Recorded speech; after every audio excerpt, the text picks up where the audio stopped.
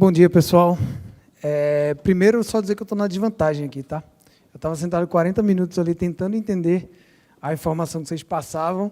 Eu acho que é muito mais fácil vocês poderem compreender o que eu quero passar para vocês. Mas, antes de tudo, também agradecer, tá? A oportunidade de estar aqui, de poder falar. Agradecer ao doutor Luiz Felipe Godoy, né? Que, por mera coincidência, também eu tenho Godoy no nome, mas é uma coincidência materna, tá? Não é nada por acaso.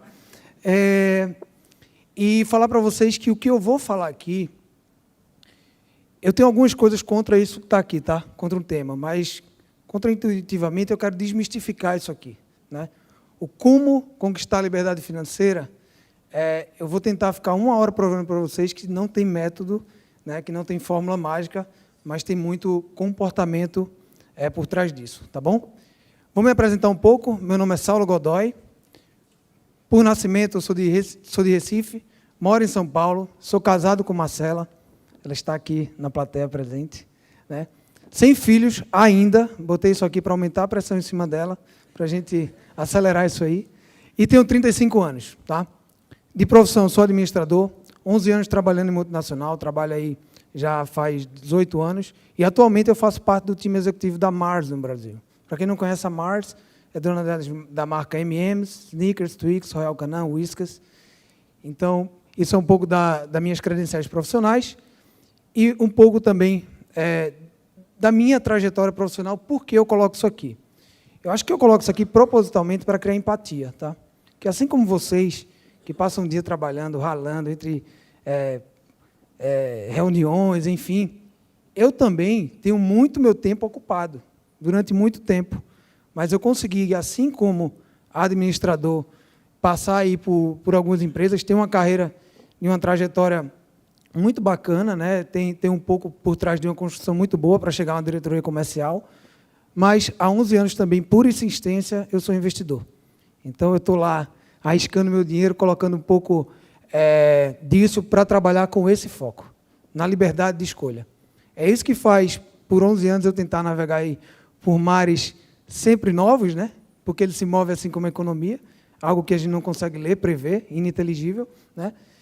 E também por vocação educador. Então, faz 3 anos aí que eu estou falando isso aqui que eu estou falando para as pessoas. Comecei lá atrás no Facebook, compartilhando alguma coisa, né?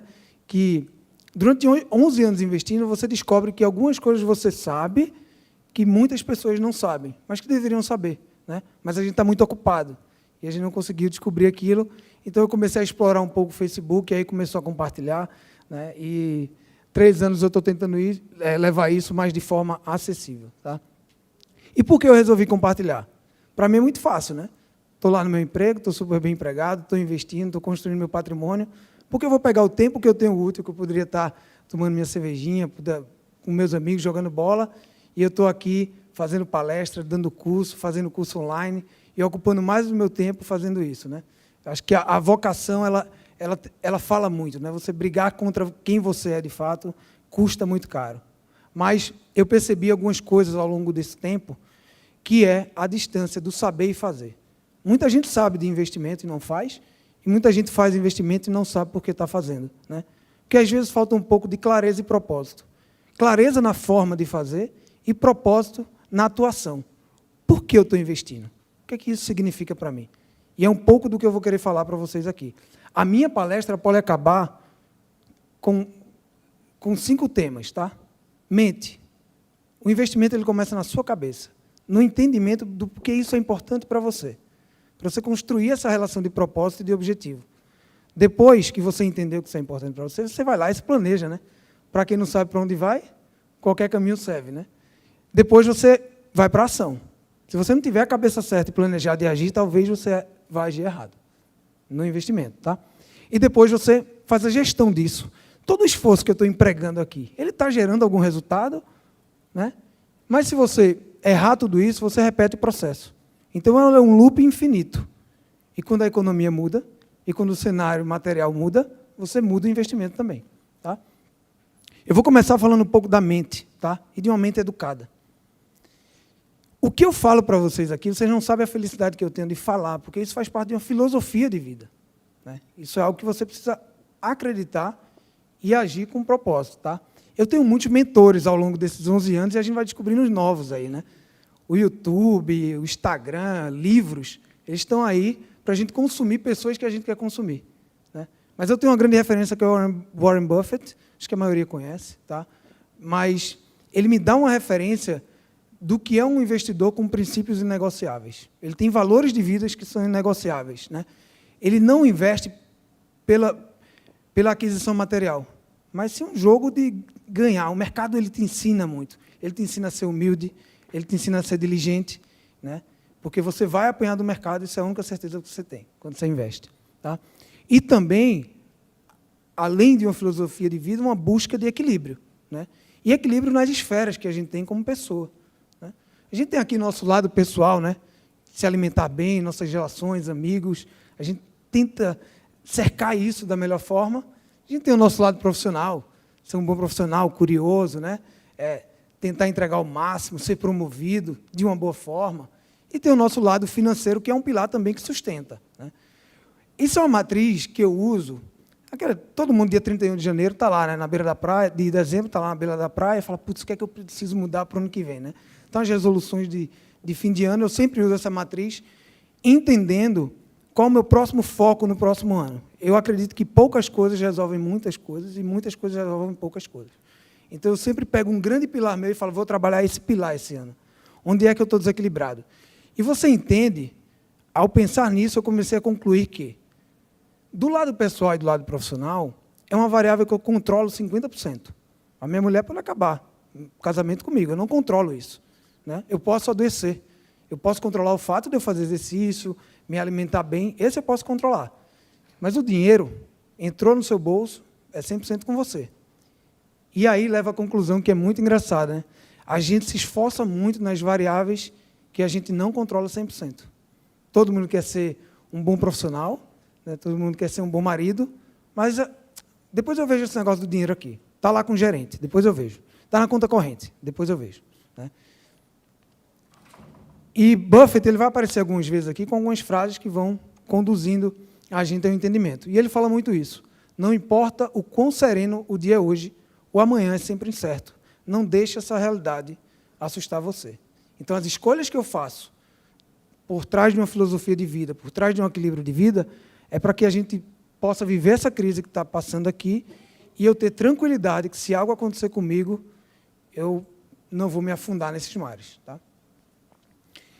E lendo muito, tá? Eu gosto muito de ler biografia, tá? Muito finanças comportamentais, biografias, e eu acho que de livro técnico de investimento é 5% do que eu tenho. Porque eu descobri que investimento é menos técnico, né?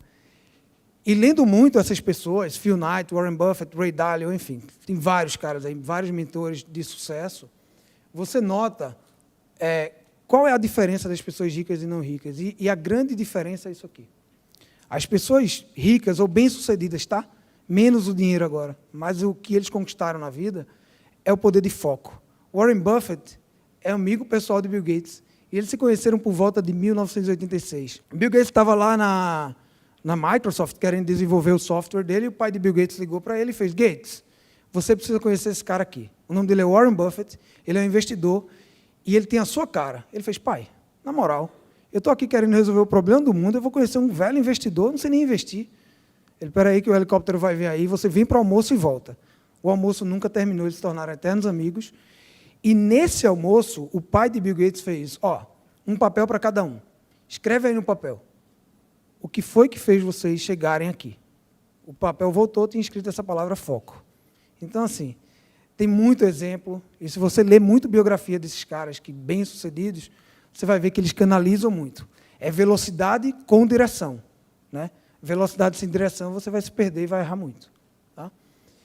E aí Buffett fala isso, você só precisa fazer poucas coisas certas na vida, desde que você não escolha muitas erradas, né? E isso é a capacidade que eles têm de entender que eles não sabem muita coisa. Então, minha mulher sabe, ela está aqui, cozinhar, não quero mais aprender a cozinhar, não, já deu. Deixa eu tentar focar para dar velocidade nisso aqui. Então, cada vez mais, assim, sou novo, mas eu vou fechando o meu ciclo de competência e atuando dentro dele, tá? Eles sabem que não sabem muita coisa. Donald Rumsfeld, que é um ex-secretário de Segurança dos Estados Unidos, ele é conhecido por essa frase, mas que simplifica o knows on knows, né? Coisas que a gente não sabe que não sabemos, né? Ele diz aqui, existem o conhecido conhecido, que é o que a gente sabe que sabe, o desconhecido conhecido, eu sei que eu não sei isso aqui, mas existe o desconhecido desconhecido, isso aqui eu não sei. E o que é isso no mercado financeiro ou numa materialização de vida? Ele é, só voltando aqui para o chart, então, a gente vê que a quantidade de coisas que a gente não sabe, ela é gigante. E cria um campo cego de atuação nossa, né? Isso é chamado de cisne negro.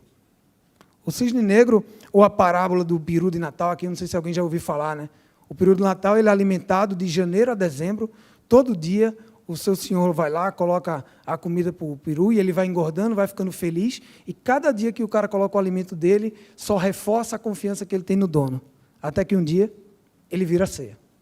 Então, o cisne negro é o que a gente não consegue ver, é o unknowns unknowns, é o desconhecido desconhecido. Eu vou botar 2 eventos aqui para materializar um pouco e sair um pouco só do conceito, tá? Joias Day. Ninguém conseguiu prever isso aqui. Quem estava alocado na Bolsa, ou alguém ali, 0,001% da população que poderia ter, ele tradou dólar no dia, né, ganhou muito dinheiro, mas isso aqui, quem estava alocado, não tinha como prever. O que é que acontece na Bolsa no outro dia? Desespero. Todo mundo sai, né? A Bolsa estava lá em 67 mil pontos, bateu o recorde, caiu. Outro, greve de caminhoneiros. Tá bom, vou fazer aqui o planejamento da minha empresa e eu vou botar aqui que em maio vai ter uma greve de caminhoneiros. A partir de agora eu não contrato mais. Bota aí, estou em janeiro, mas em maio não contrata mais essa transportadora não, que vai ter uma greve lá. Quem consegue entender isso aqui? Isso é um grande cisne negro. É o desconhecido que a gente não conhece. Tá? E aí o que acontece com a Bolsa também, quando ela bateu o recorde dela de 85 mil pontos, ela volta para a casa de 70 mil pontos. Mas esse desespero de atuar, estatisticamente, o curto prazo, ele conversa muito pouco sobre a materialização em investimento. Então, o Joesley Day no gráfico, ele fica uma cócega. Então, será que eu deveria ter vendido ou deveria comprar naquele dia? Né? Depois de 11 anos, eu descobri que aquele era um dia de compra. Tá? Mas muitas pessoas venderam.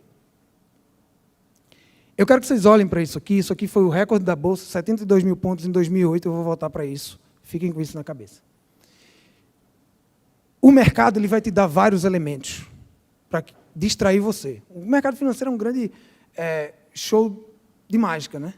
Ele tira a atenção para tudo aquilo que é importante, né? Para distrair você para aquilo que não é importante. E você saber diferenciar sinal de ruído é super importante na hora que você vai investir. Sinal e ruído, informação, desinformação. E aqui tentando mostrar para vocês um exemplo disso, tá? Valor econômico. 2/3 das empresas do Ibovespa lucram no segundo trimestre. Valor econômico. Dólar supera R$4 e bolsa acelera a queda. Eu escondi uma informação para vocês e eu vou mostrar agora. Olha a data. Um dia após o outro. Você tem que agir. Você vai agir no sinal ou você vai agir no ruído? O que importa é lucro. Isso aqui conversa muito pouco. Isso aqui é volatilidade de ruído de eleição. Tá? Então, ao longo do tempo, você vai conseguindo decifrar o que é sinal e ruído. Dólar subiu e bolsa caiu, ótimo. Qual é a sua tese de investimento? Quais são os elementos da economia que sustentam a sua tese de investimento? Depois eu falo um pouco mais disso. Tá?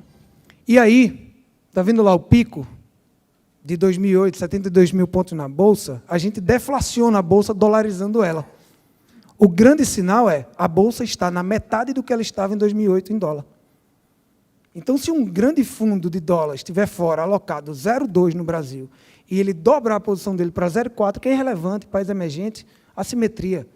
É o tanto que eu tenho para perder, por tanto que eu tenho para ganhar. Dobra o volume de dinheiro no Brasil em bolsa. Então, tem um grande sinal aqui quando você faz uma análise de bolsa. Tá? Mas nós somos programados para errar. Botem isso na cabeça. Nós somos programados para errar. Somos dotados de sistemas e vieses que nos fazem agir e pensar errado. Sistemas de atuação, rápido e devagar. Daniel Kahneman, Prêmio Nobel da Economia. Tá? Nós temos 2 tipos de sistemas de atuação. Um intuitivo e racional, rápido, e o analítico, diligente, longo prazo, né? Que é o sistema 1 e o sistema 2. Médico e o seu primeiro diagnóstico. Um grande exemplo de sistema 2. um sistema analítico, diligente e demorado, né? Acabou de sair da faculdade com um paciente na frente, essa é a figura do médico no seu primeiro diagnóstico. Não posso errar. Meu Deus do céu, estuda toda a literatura, dá a recomendação, passa o remédio e faz assim, por favor, acertei. Torce para dar certo. Deu certo. Deu certo outra vez. Deu certo outra vez, alguns anos depois, sistema 1. Né?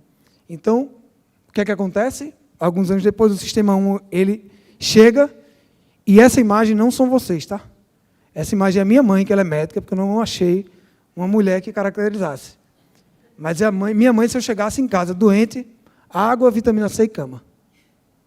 Minha mãe passou longe do Dorflex, Novalgina e Tilenol. Mas ela é mais radical. Ou ela é água, suco de laranja e cama, ou tarja preta. Mãe, não estou conseguindo dormir. Chá de camomila ou Pax. Não tem meio termo, não tem melatonina aqui. Então, o sistema 1, ele faz com que a gente atue rápido, né? Pegando todo aquele repertório que a gente tinha e dando um diagnóstico rápido. E aí é onde está o erro. Porque nós somos previsivelmente irracionais. Isso aqui é Daniel Ariely, um professor da Duke University e também um dos grandes professores aí de finanças comportamentais no mundo. Esse é o livro dele, Previsivelmente Irracional. Eu vou pegar alguns vieses que nós temos, são mais de 200 vieses cognitivos que existem, tá? E aí, são em todos esses campos de atuação que existe viés cognitivo. Então, a nossa cabeça ela é programada para errar, tanto no sistema de agir, como na forma de pensar. Eu vou dar 3 exemplos de vieses cognitivos aqui. Ancoragem, retrospectiva e confirmação. Ancoragem. Arbitrariamente, a gente se fixa no que não importa. Então, eu vou comprar uma ação, eu vejo que o preço dela está embaixo, agora está em cima, agora está embaixo, eita, compra. Né? A gente está agindo no lugar errado. Como é que a gente corrige isso? Sendo diligente, estudando, entrando no DRE da empresa, olhando por dentro do seu EBITDA, sua margem, sua dívida sobre patrimônio, num balanço, entendendo se uma empresa tem um patrimônio líquido saudável. Né? Se tudo der errado, ela paga os acionistas. Tudo certo, a gente vai sobreviver aqui. Né? Ou entendendo o nível de governança corporativa, se essa empresa ela é bem gerida e ela é uma empresa de longo prazo. Esses são os elementos que constituem uma tese de investimento. Mas a gente age, na maioria das vezes, na ancoragem, no preço. Outra coisa, retrospectiva. Aconteceu no passado, vai acontecer no futuro. Eu ganhei dinheiro desse jeito. Quem vai me ensinar a ganhar dinheiro? Eu aprendi a ganhar dinheiro desse jeito. Né? Como é que a gente trata? Cuidado com os exibicionistas. Esses tendem a agir rápido e o comportamento dele é balizado para seguir os outros. Então, aqui, muita calma, estude, reavalie o cenário. Faça um novo curso, pergunta uma nova opinião. Se não sabe fazer, contrata alguém mais capaz. Tá? E aqui, o último viés de confirmação. Nós nos alimentamos daquilo que nos convém. A gente segue quem segue a gente. Né? Grupo de WhatsApp. O cara falou um negócio que não gostou, tira esse cara do grupo. Eu estou aqui no Facebook. Pega o Facebook de vocês. Vocês seguem as pessoas que vocês não gostam? Na maioria das vezes, não. Né? Depois que eu entendi esse viés, eu saí seguindo o que eu não gosto, geral. Eu preciso ser alimentado de opiniões contra a minha. Né? E aí, uma grande proposta de tratamento é Lula virar amigo de Bolsonaro. Pena que eu não consigo falar com os dois. Né? Um está no hospital e o outro não está mais aqui. Tá bom? Então, um pouco de viés e entender que a sua mente ela é feita para errar. E o mercado não aceita isso. Isso aqui é como nós agimos. E o mercado ele é independente. Ele está olhando para você e está falando, estou nem aí. Tá? Minha história um pouco, e por que eu comecei a investir. Cada um aqui tem um motivo, para começar ou para não começar. Tá? Isso aqui não é uma pregação de investimento. Eu estudei nos Estados Unidos, nessa época, aqui em 98, 99, e na minha aula de matemática eu tive uma aula de investimento. Vocês entendem a importância da educação de base. Né? E a professora reunia os alunos e a gente estudava toda semana bonds, gold, ação, juros. Né? E a gente entendia que existia um mercado financeiro para que no dia que a gente tivesse dinheiro, a gente teria uma relação mais saudável com o dinheiro. Tá? 3 motivos me fizeram começar a investir. Primeiro, eu ganhava muito pouco. Era isso aqui que eu tomava quando era moleque. Vodka Natasha, rachava o Tanjal. Quem viu o Tanjal na época, que a gente abria com um abridor? Então, ia para a festa, era isso que tinha para a gente beber. Eu não tinha herança. Eu tinha consciência de que, se fosse depender da família da gente, ia sobrar 3 gado magro lá de Serra Talhada, do vovô Antônio. Bode, né? Era a única coisa que tinha sobrando para a gente. Então, eu e meu irmão, a gente tinha consciência que o nosso esforço, a nossa curiosidade, ela ia levar a gente para onde a gente quisesse. Né? Uma coisa a mãe da gente deu para a gente foi a educação, isso não falhou. Né? Então, a gente soube usar esse ativo muito bem a nosso favor. E eu tinha 25 anos na época, eu ganhava R$600. Botando a inflação, é como se eu ganhasse 1.300. Hoje eu trabalho numa empresa que tem estagiário lá com 24 anos ganhando 6.000, 7.000. Estagiário não, analista. Então, na época também eu achava que eu ganhava pouco versus pares, e foi quando eu entrei na Nestlé, que foi minha primeira empresa multinacional, mas eu entrei para ser repositor de loja, para abrir a caixa e botar o leite moça. E você, quando estava perdido no supermercado, me perguntava onde era o corredor de arroz, e eu falava, segunda direita, na prateleira de baixo. Eu sabia tudo do supermercado. Tá bom? Então, em 2007, o ensino que estava incubado da época dos Estados Unidos e a necessidade me despertou para o investimento. E aí, com a consciência de que eu não sabia de nada, eu precisei recorrer à literatura. Então, para mim, a grande porta de entrada no mundo de investimento são esses 2 livros. Ele te dá uma perspectiva através da vida de outra pessoa, onde você se reflete e fala, cara, eu queria ser aquele personagem. Tem um propósito de construção aqui, mental, muito forte, nessas leituras. Tá? E eu entendi que salário era diferente de patrimônio. Né? Eu olhava muito para o salário do cara, pô, o neguinho ganha bem, né? Eu ganho mal. Né? E aí, quando você olha na Forbes não diz quanto Warren Buffett ganha por mês. Na Forbes não diz quanto Bill Gates ganha por mês. Está lá o patrimônio que o cara tem.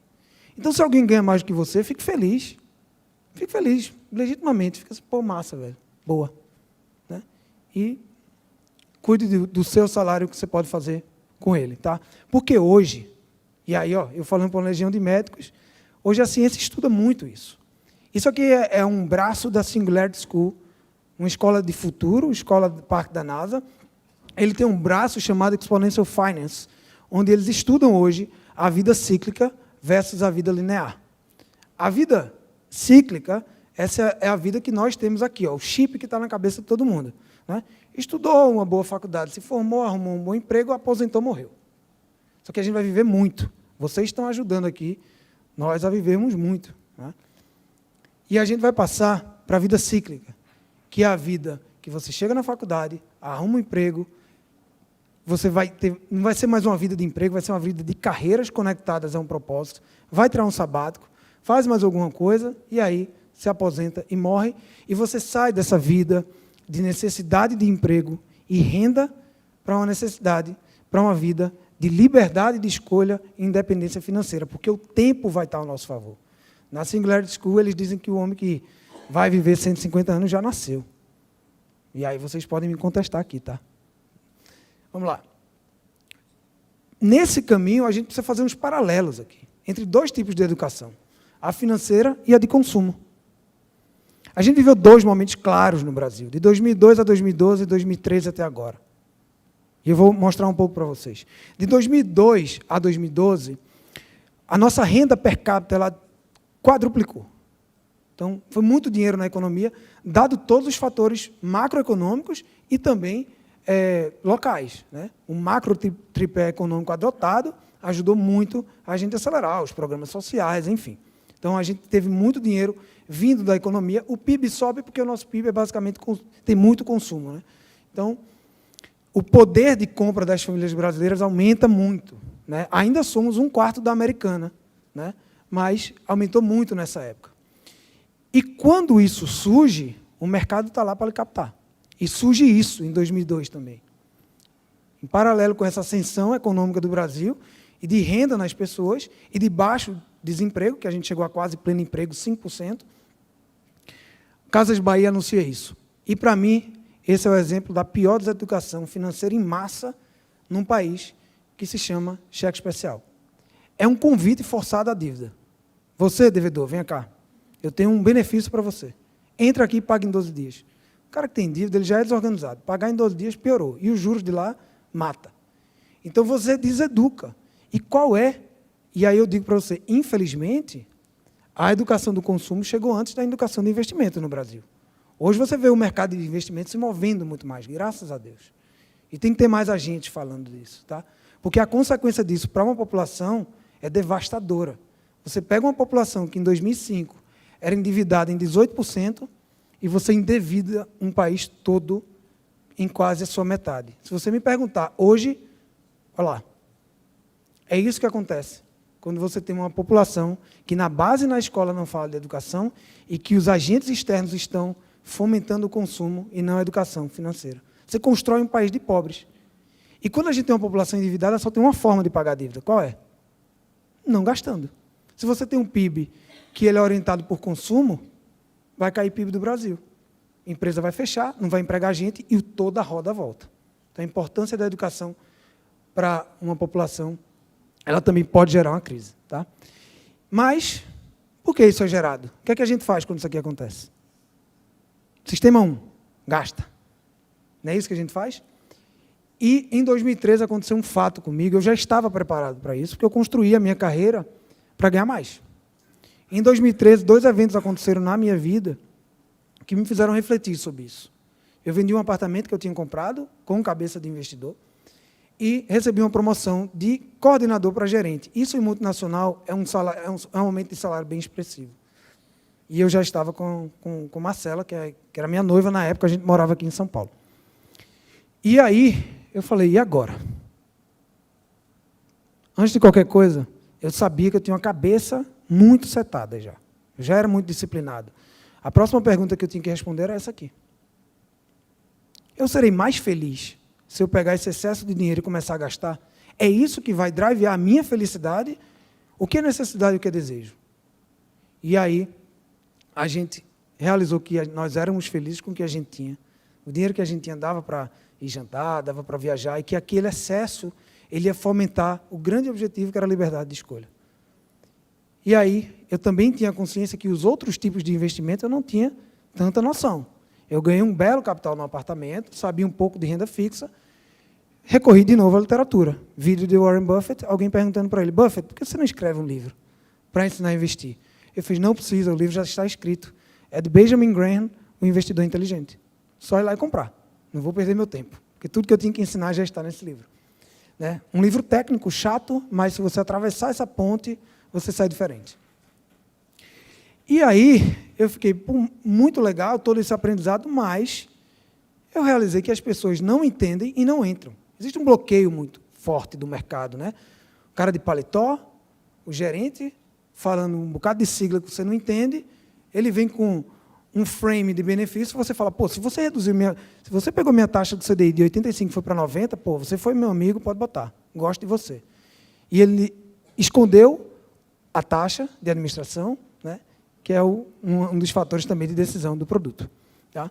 Isso aqui é muito mais complicado, eu posso dizer para vocês. E o que eu estava vendo aqui previamente também, eu acho que é um pouco mais complicado. Né? Eu não precisei estudar tanto como vocês precisaram estudar para medicina para saber isso daqui, mas a gente tem aí uma deficiência na base. A gente ensina química na escola, eu fui obrigado a estudar química, mas eu não fui obrigado a estudar investimento na escola no Brasil. Tá? E aí eu entendi essa importância da educação. Né? E também, o que foi que eu notei com isso, no final das contas, que a gente tem uma legião de poupadores e a gente tem uma população muito pequena de investidores. Poupadores, né? Eles investem, poupam o que sobra dos seus gastos. Então, gastou, sobrou 50 merreca, eu vou botar aqui. E o investidor? Ele gasta o que sobra dos seus investimentos. Então, ele se paga primeiro. O meu salário, eu não perco para o Mastercard, por exemplo. Eu sou funcionário do meu salário. Qual é a hora que eu me pago? Porque o meu dinheiro, se você deixar, ele não é seu. Ele vai no restaurante, ele vai para o Mastercard, vai para o Netflix. Tem dono já. Então, você tem que se considerar uma linha do seu salário.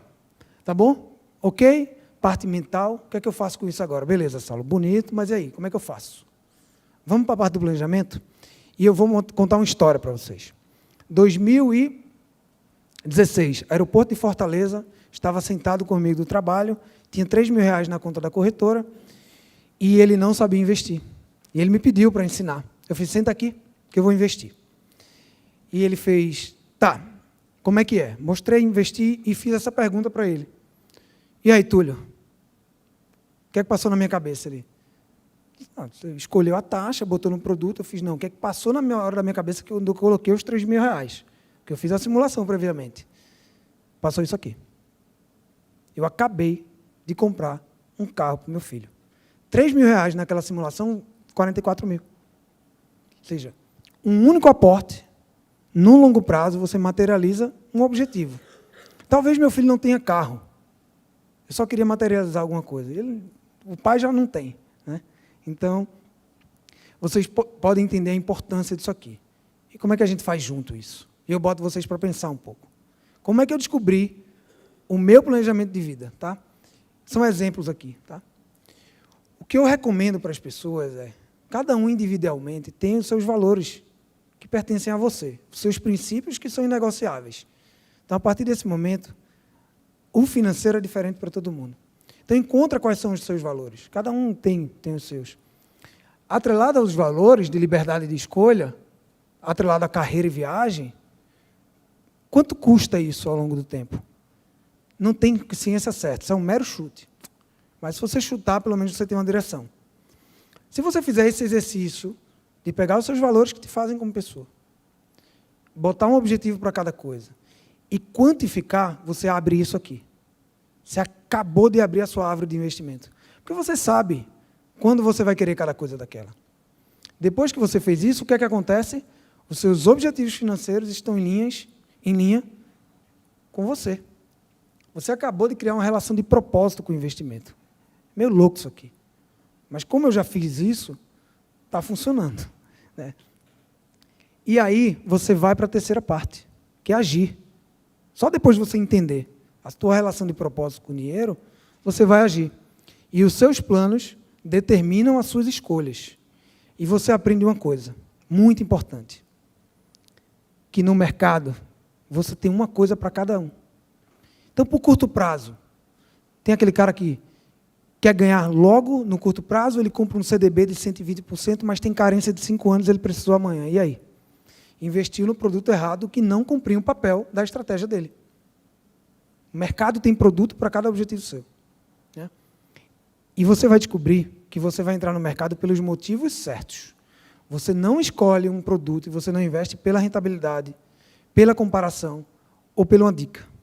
Você investe pelos motivos certos, que são os motivos conectados aos seus valores. E você vai entender o papel de cada produto no seu portfólio. Então, hoje, quando eu vejo um Tesouro Selic na minha carteira de investimento, reserva de emergência e viagem desse ano. Quando eu vejo uma ação da Itaú, independência financeira, lá na frente isso aqui pega. Quando eu vejo um Tesouro 2035 IPCA, esse aqui, se a curva de juros cair metade disso aqui, eu pego no médio, mas esse daqui já garante a minha aposentadoria. Eu preciso trabalhar agora 19 anos. Então, quando você olha para a sua carteira de investimento, acabou. Tem nome e sobrenome em cada coisa que está lá dentro. Tá? E aí eu parto para isso aqui, carteira de investimento. Tá? O que é uma carteira de investimento? Eu vou tentar ser bem didático para você entender como isso se compõe. E a carteira de investimento ela é feita para embarcar o seu plano e você tentar ganhar mais dinheiro no longo prazo. Tá? Pega todo mundo dessa sala aqui, a média de peso de todo mundo dessa sala. E a gente vai jogar num gráfico, distribuído entre as pessoas e como o peso se forma no gráfico. Ele vem de forma côncava. Os mais gordinhos de um lado, os mais magrinhos do outro, mas a média de peso se concentra no meio das pessoas. E aí, a partir de agora, a gente abriu aquela porta e entrou o nosso amigo aí. E a gente vai dar um refresh no gráfico e o gráfico vai ficar também de forma côncava. Né? O gordinho ele vai puxar um pouco a amostra para o lado dele, mas a grande concentração de peso ainda está na média. Vamos fazer para dinheiro agora. Mesma coisa, salário de todo mundo aqui. Uns ganham mais, uns ganham menos, mas a concentração de dinheiro e pessoas fica no meio, formando um gráfico côncavo. E agora eu abro a porta e o titio entra por ali. O que é que o titio vai fazer no gráfico? Vou apertar o refresh. Titio pegou toda a amostra de volume de dinheiro e concentrou para ele. Silvio Santos está aqui, todo o volume, e o resto se dilui. Isso se chama convexidade. Em investimento, você procura por isso. Qual é o elemento dentro da minha carteira que vai me fugir à média? Como é que eu faço isso? Buscando assimetrias de investimento. Saulo, que é assimetria? Tá bom. É o tantão que você pode ganhar para o tiquinho que você pode perder. Isso é assimetria. Quanto é que você pode perder investindo numa ação? 100%. Você não pode perder mais que isso. Tá? Quanto é que você pode ganhar investindo em uma ação? Não tem limite. Está dada a assimetria.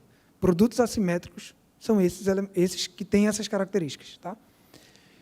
Outra composição de carteira antifrágil. Né? O que é um princípio de antifragilidade? É um princípio de sobrevivência, de permanecer vivo no jogo para jogar a próxima fase. Se você botou tudo em Bitcoin e acabou, morreu. O seu dado está fora do tabuleiro, não joga mais. Então, o investimento é um jogo de sobrevivência, nada mais do que isso. Tá? Como é que você faz isso? Balanceando os investimentos. E como você faz esse balanceamento, Saulo? Isso é uma estratégia de investimento, tá? Chamada Barbell Strategy. Barbell, supino em inglês. Onde você separa as coisas. Nada na média, não tem CDB de 120, não tem apostar real para ganhar centavo. Investimento é apostar centavo para ganhar real. Então, se é para ter seguro, eu jogo tudo de um lado, e se é para ter risco, eu jogo tudo do outro. Tá? Eu boto o gordinho ali, eu boto o Silvio Santos aqui. Separo as coisas. O que é muito seguro? Está aqui. Se você tiver investimento só nisso, você nunca vai morrer e vai estar de boa. Agora, você nunca vai ter uma convexidade. Você vai ganhar a média que o mercado ganha. E o que é muito risco? Isso aqui. Nitroglicerina. Botou, reza a Deus, espera o negócio acontecer. Aqui ninguém sabe o que acontece. Tá? Por isso que a gente diversifica. Mas, como ele é mais inteligente do que eu coloco ele aqui para a gente brigar um pouco na apresentação. Tá? E Buffett fala que a diversificação protege o ignorante. Faz pouco sentido para quem sabe o que está fazendo. Mas qual é a realidade disso? Que a gente não sabe. Só quem sabe é ele. Se alguém for sobrinho, neto, ou tiver uma relação com ele, não diversifique. Nós, pelo menos todos que eu conheço, dos grandes gestores brasileiros, de Luiz Stuberger, a Henrique Breda, enfim, a Márcio Apel, todos diversificam. Tá? Então, a gente dilui. Quanto mais, melhor. Porque o que acontece, de fato, com a pulverização de ação é isso aqui. Um Google paga o investimento do Venture Capital em um bocado de startup. Uma Magazine Luiza, que acerta, paga 4 empresas que quebraram. Né? Mas antes dela entrar na sua carteira, tem um processo de diligência. Então, talvez, se você souber fazer esse processo, não entra coisa muito ruim aqui. Tá? Mas depois que fez, 1 sobre N, N tendendo ao infinito, dilui tudo igual. Você vai estar muito protegido. Tá bom? E aí você cria um sistema de carteira onde você sobrevive e onde você ganha a média, criando antifragilidade na sua carteira. Tá bom, Saulo, mas quanto é que eu coloco em cada lado do supino? It's up to you. Eu não tenho como dizer. Eu posso dar uma dica. Se você tem R$1.000, quanto é que você topa perder? Quanto é que você topa perder que não vai fazer diferença na sua vida? Você acabou de responder. Cada um pensou, todo mundo já sabe qual é a parte da renda variável que cabe. Tá? E investir nada mais é do que isso aqui. Investir é um jogo de tese, de hipótese e principalmente de fé, de ajoelhar no milho e torcer para que aconteça. Você não sabe o quanto eu estou ajoelhando no milho a cada pesquisa eleitoral. Eu me levanto e fico assim, ó. Porque tá bom, tá ruim, estou rico, estou pobre, estou rico, estou pobre. Está acontecendo isso. Estou rico, estou pobre. Então, bota um pouquinho de dólar aqui, bota um pouquinho de bolsa e transforma o tsunami numa marola. Vai indo até a eleição se materializar. Mas ela nada mais é do que isso. Então, se você é um cara que tem uma tese de Brasil, que ele pode ser muito melhor, você se posiciona de um lado. Você se posiciona mais em ações. Né? Mas se você é um cara que acha que isso aqui vai virar Venezuela, bota para fora o dinheiro. Compra dólar, compra Suzano, que é dolarizada. Enfim, compra IRB, que tem receita dolarizada. Mas não compra nada aqui dentro. A minha tese, tá, é que isso aqui vai ser melhor. Porque existem elementos estruturais da economia que conversam, sinais. Então, você tem desemprego em 13%. Só tende mais para cima é Venezuela. Né? Eu acredito que político ele legisla em causa própria, em princípio de sobrevivência. Nenhum presidente se sustenta numa crise econômica. Né? Collor e Dilma. Sai. Se você pega a Bolsa nessas transições políticas e econômicas, elas deram um ciclo de 4.000%. Então, a minha tese é para capturar esse bull market que eu acho que está para vir. Capacidade ociosa das indústrias rodando 50%, 70%. Você não tem pressão de inflação, de repasse de preço ao consumidor. Se não tem isso, o Selic baixa. Selic baixa, dinheiro barato, crédito. Pessoas consumindo, nosso PIB driveado por consumo, capital externo. O Brasil está ok, faz fábrica lá, emprega todo mundo. Então, você tem um novo ciclo que você pode retomar. Desse ciclo para baixo, Venezuela. Desse ciclo para cima, você pode capturar aí um ciclo de riqueza muito bom. Tá? E aí, eu parto para isso. A sua tese ela vai ser escrutinada ao longo do tempo. E a antítese vai bater, mas vai bater muito forte. Vai vir Joesley Batista, vai vir greve de caminhoneiro, mas você tem que ser fiel. Não esqueça que é um jogo de fé.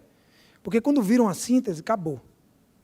Não tem mais chance para ninguém, existe uma nova realidade material na praça. Então, aquilo que a gente achava lá atrás que ia acontecer convergiu. O William Bonner agora está mostrando um case de um menino que ficou rico na bolsa. É o dia que você vende tudo. Veja, botou na capa, bolsa é a bola da vez. Você vende mais um pouquinho. Tá? Porque opinião de consenso é retorno de consenso. Quarto elemento, gestão. Tudo que pode ser medido pode ser melhorado. Peter Drucker, aprendi aqui quando eu fazia administração, uma frase bonita, sem aplicabilidade não funciona de nada, só fica uma frase bonita, mas aplicando isso aqui é matador.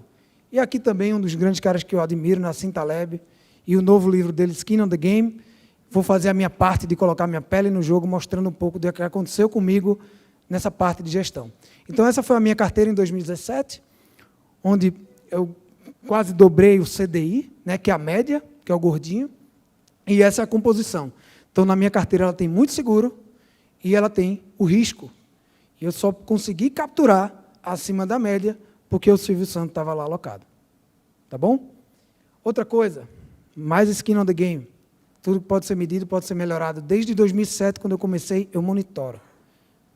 Então, em 2007, eu construí 20% do que eu ganhava salarialmente no ano, até chegar a isso de patrimônio. Então, pode acontecer alguma coisa errada comigo? Pode. Mas eu vou ter tempo, eu vou ter calma. E eu sei que, da mesma forma que eu construí isso aqui, eu construí de novo. Tá? 4 coisas para finalizar. Primeiro, essa palestra é um convite ao desaprendizado. Tá? Vou botar um pouco de Alvin Toffler aqui falando, um educador futurista também, ele fala isso, que o analfabeto do século XXI, ele não vai ser aquele cara que sabe ler, escrever, né? Vai ser aquele que não consegue aprender, desaprender e reaprender. Então, nossos vieses cognitivos, nossos sistemas, será que a gente não precisa passar um óleo nos sistemas que a gente tem? Né? Os rápidos, os irracionais, os intuitivos. Né? Warren Buffett, ele fala isso, vou tentar não ler, mas ele diz que grande parte do tempo a gente aprendeu a ganhar dinheiro com aquilo que a gente sabe. Eu, médico, eu sei, essa é a minha ferramenta de ganhar dinheiro. O que é que eu vou fazer? Vou para congresso médico, vou falar com o médico, vou para uma aula sobre coisa mais de médico. E a gente nunca vai para uma aula de investimento. E acaba que o repertório da gente não fica completo com outras formas de ganhar dinheiro. Né? Então, talvez isso seja um convite a uma mudança de uma outra forma de construção de patrimônio. Tá? Segunda coisa, tem um plano. Um idiota com plano ganha de um gênio sem plano. Isso é uma verdade. Né? Se eu fosse pegar a minha nota do colégio, né, meu boletim do colégio, graças a Deus eu tive um plano, porque eu sou um prazer idiota aqui. Tá? Outra coisa, para quem não sabe para onde vai, qualquer caminho serve. E aí você fica à mercê do gerente, do amigo esperto, né, daquele marketing multinível, que agora essa é a bola da vez. Então, se você não sabe, você está com a sua imunidade baixa. Tá bom? Terceira coisa, alocação. Nós não somos pagos pela quantidade de coisas que a gente faz. A gente é remunerado pela quantidade de coisas que a gente acerta. Então, cuidado quando for dizer sim para o mundo, você possivelmente pode estar dizendo não para você. Tá? Baster, um médico também no mercado financeiro, um dos grandes caras que me iniciaram aí, ele fala isso, né? Rico não compra, né? Não vende, né? Rico compra. Né? Quarta coisa, paciência. Patrimônio não se gira, patrimônio se acumula. Vá realocando as posições com dinheiro novo. Se você começou com a estratégia certa, é o dinheiro novo que vai abastecer. Porque ficar girando, você paga para a corretora, você paga imposto de renda, enfim. Então, também não é legal, porque você tira muita tração de juros compostos, tá, da sua carteira. E Buffett fala isso, o nosso período preferido de manutenção de um ativo é para sempre. E aí, gente, Buffett, 99% do que ele ganhou na vida foi a partir dos 50 anos. Então, tem muita gente aqui, quando eu vi isso, eu falei, putz, agora eu tenho chance. Né? Se o homem foi depois de 50, eu ainda estou no jogo. Tá? E aí, isso é um pouco do que eu posto no meu Instagram. Todo dia eu posto no meu Instagram. Então, muito mais sobre finanças comportamentais, para você não ser induzido a erro. Algumas coisas técnicas, eu não gosto muito de postar coisa técnica no Instagram, porque eu perco metade da população. Mas todo dia eu estou tentando dar uma ideia. Claro que acontece um Joesley Batista, eu preciso me posicionar lá e falar. Então, quem quiser, vocês vão ver que à noite eu estava fazendo essa PPT lá, ó, terminando. Tá? Um pouco também mais do que eu faço. Tem no meu site, serviços, consultorias, enfim. E também eu tenho um curso online que hoje ele é o mais vendido do Brasil, na plataforma da Udemy, com 1.320 alunos. Também esse é o primeiro curso, a porta de entrada, para quem quer criar essa relação de propósito. E lá tem a minha ferramenta do Excel de gestão, que eu faço há 11 anos, medindo renda passiva, patrimônio, enfim. Tá? Eu vou fazer um curso em São Paulo, dia 27/10. Né? Enfim, é um sábado. Esse curso é manhã e tarde, onde a gente passa pela parte educacional, a parte de gestão de KPI financeiro, para depois a gente falar muito de Tesouro Direto. Porque eu acho que é a principal porta de entrada para quem não sabe nada de investimento. E vou fechar aqui. Tá? Então, fechando, gente, concluindo, eu digo isso. Os rendimentos das minhas escolhas hoje, elas não são feitas para alterar o meu padrão de vida.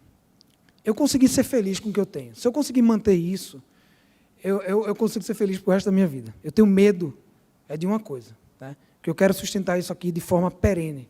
Mas eu tenho medo muito da qualidade desse meu presente, que ela é feita para não destruir o meu futuro. Então, eu tento não errar. Eu não tento fazer muita coisa. Né? E eu não tenho dúvida, no final das contas, as pessoas perguntam o que é que vai acontecer agora depois da eleição, enfim. Eu não tenho dúvida do que vai acontecer daqui a 6 meses, mas a única certeza que eu tenho é que vai ser muito bom. Tá?